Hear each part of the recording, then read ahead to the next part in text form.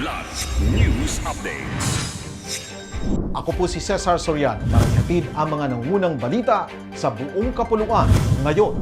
Dalawang miyembro ng milisya ng bayan na konektado sa dating SRC2 ng NCMRC ang kusang sumuko sa magkahiwalay na operasyon ng 2nd Bukidnon PMFC sa Don Carlos, Bukidnon noong Nobyembre 22 at 23, 2025. Unang nagbalik loob si alias Bulao, 27, magsasaka mula Barangay Indalasa, Malaybalay City sa operasyon na pinangunahan ng 2nd Bukidnon PMFC. Katuwang ang Dimapio, Malaybalay CPS, PIT RIU-10 at 103rd MC RMFB-10.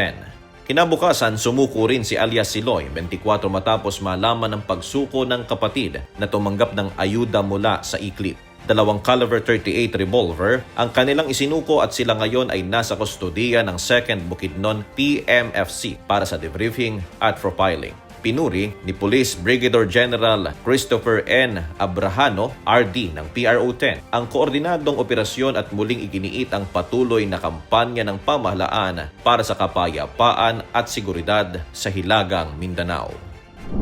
29 na dating rebelde ang ngayon ay peace advocates matapos makumpleto ang 7-day de-radicalization process ng 402nd Infantry Brigade at pamahalaang panlalawigan ng Agusan del Norte kamakailan sa Kagawasan 143 Peace Center, Bangkasi, Butuan City.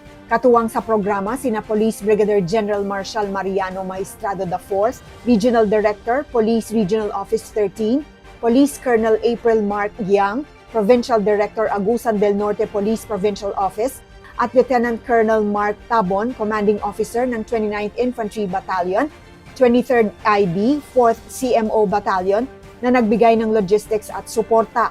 Tinuruan ng Friends Rescued o FRs ng life skills, conflict resolution approaches, livelihood preparation at sumailalim din sila sa trauma counseling at family reconciliation. Ayon sa probinsya, ang bagong peace advocates ay inaasahang magiging testamento ng matagumpay na reintegrasyon sa komunidad.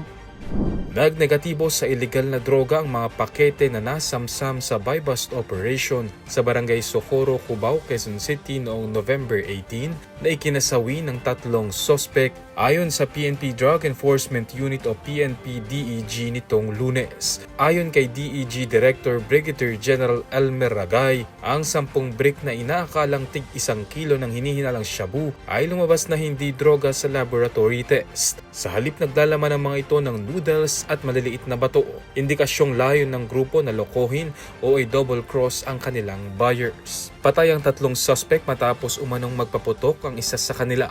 Isa sa ilalim sa Internal Affairs Service ang operasyon upang beripikahin ang legalidad nito. Ako po si Cesar Soriano, kasama nyo sa bawat pagputok ng balita.